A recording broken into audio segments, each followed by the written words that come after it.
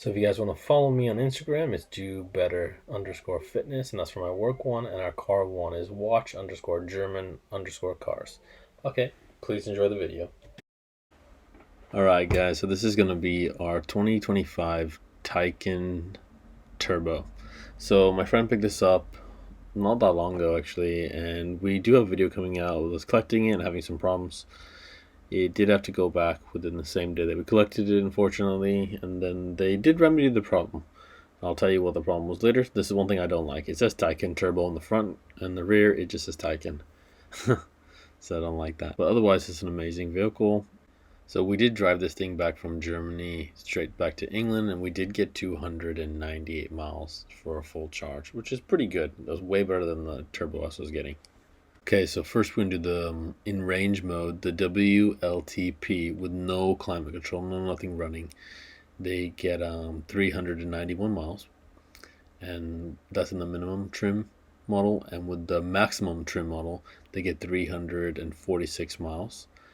And in range mode, in the perfect condition for the car, 90 kilometers per hour, they're only getting 355 miles. And if they bump that speed up to 112 kilometers an hour, which is 70 miles per hour, perfect conditions, they're only getting 377 miles. And don't forget, like when we drove this back, we only got to 298 miles. In range mode, if you go a little faster, I think it's 75 is 120 kilometers. So they're only getting 287 miles. So if you do use the climate control in any which way, you're only going to see in the basic trim one, you're only going to see 306 miles. So we didn't even see that. And then in the top trim with that same testing with the WLTP, they're getting 278 miles. I think that's more of a realistic number if you're going to use climate control. In our case, we beat that. We did keep it in range mode, and we were driving very gently just because it's the very first drive for this car. So just like all EVs, they're more efficient in city driving speeds, not so much start-stop, but just that lower speed. So you can see in the top here, to get that 391 miles, they have to be doing 4 miles to a kilowatt hour, which I find hard to do, honestly. Even most of our other vehicles, we don't tend to get that 2.4, 2.5, 2.6 is kind of where I can get my almost any EV that I drive. That's where I can kind of get it to. And you can see if you do use climate control, even just 2 kilowatt for AC or heating, you're going to get a 21% loss, or 19.7 in the range shopping one. So that's only going to be leaving you at 306 instead of that 391 miles. That's a big difference. And in the range chopping model, it was 346 miles WLTP. That's a 3.6 miles to kilowatt hour. And if you do use the climate control, it's 278 miles. That's a huge loss. So here in the UK, we can't do 75 miles per hour. Our roads are limited to 70, I think, is the max. And Germany, obviously, we do get to higher speeds than this, so that's going to be even worse for it. Realistically, how often are you doing 56, unless it's like traffic time? And unfortunately for us, we don't want to go out during traffic time. It's just, I'd rather go out late or early. I don't like sitting in traffic, and I would rather use more energy. And so with that, if you did do 56 miles per hour, you're going to get 3.7 miles per kilowatt hour. You're going to get 355 miles of range. But if you did turn on the heating at 2 kilowatts, that's going to drop that to 314 and 3.2 miles per kilowatt hour. If you do speed it up a little bit, then it does make a big difference, unfortunately.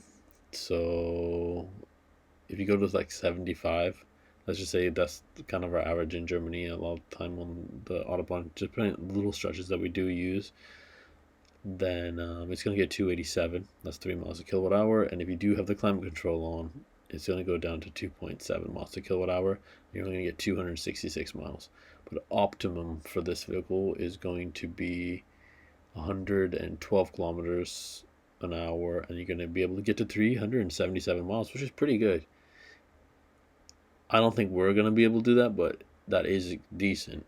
And I think realistically, most people won't be doing more than 260, 280 miles in this thing anyways. So it should be fine. And since it charges so fast, which I will show you, I don't think this is going to matter that much. I think this is really the way to go. I think with my own money, I'm probably just going to buy a 4S, because these are all so much faster than the old generation. So 105 kilowatt hour performance battery pack, 97 kilowatt hours is usable. So this thing charging truly is a beast. So it can get a peak of 332 kilowatts, and it's basically going to charge over 300 kilowatts from 4% all the way up until you get to 64%. After that, it does tail down to 215 kilowatts, but that's still pretty good. And you're going to be in the 200s, honestly, until you get to 76%. So realistically, that's going to give you more in the fringe probably to get home. And then at the very tail end, it does slow down quite a lot. When you get to like 99%, it drops down to 13 kilowatts. And to get to 100, it's only at 4 kilowatts. That's pretty slow. But it's just dripping into that fact, honestly. And you rarely charge it to 100%. If you do, you're probably going to do it at home overnight, so it doesn't matter. But this just destroys everything else. We do a 1,000-mile road trip with a bunch of EVs, and this does go with us, along with my Turbo S and along with a new 4S. And my EQC 400 was there. We had a couple Teslas. A bunch of us just got together and did this nice road trip. Went to Caffeine and Machine and went up to the Scotland a little bit and then came back down. It was a nice trip. But I do compare all the vehicles and how long it took each car and everything, and I'm going to make a full video on that for you guys. Hopefully this charging curve video showed you basically how to get the most out of your Taycan. And if you are looking to get one, do not get the old one. Just get a new one. It makes it so much faster, honestly, performance-wise and charging-wise. It's well worth it. And we do a range test with this with the old one in comparison with my Taycan Turbo S, which I have luckily actually just sold. Actually, one of my subscribers helped me. He got 500 more for the car than I was asking, so I let him keep that part.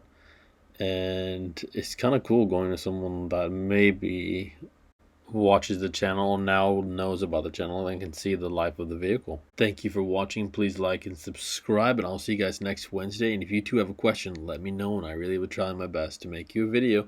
See you guys later. Bye.